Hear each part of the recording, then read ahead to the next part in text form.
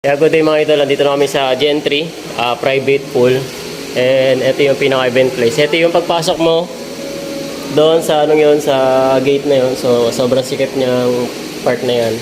Tapos pagpasok nyo rito, may dirty kitchen. Tapos ito may parang event place sila dito na medyo maliit. Ayan siya. So kasya dito siguro estimated ko mga 60 to mga 60 packs to 50 packs. Tapos dito ito para meron din sila rito outdoor na hindi naman totally outdoor. Meron lang silang ganyan na pinaka venue din. Meron din sa second floor.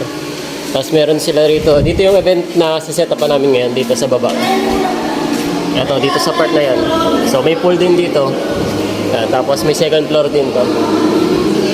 Yan. So magbababa na kami ng gamit. Pwede na magbaba? Oh. Pwede na? O yun, baba na kami. So update na lang mga bordagul.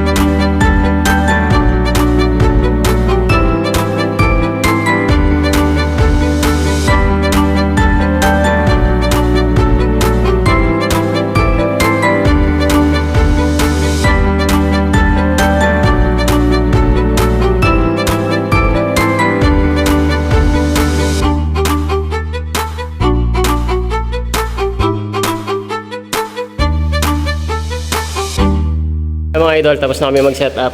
So, meron kami yung problema ngayon. Pauwi na kami and itong service namin is nawalan siya ng reverse.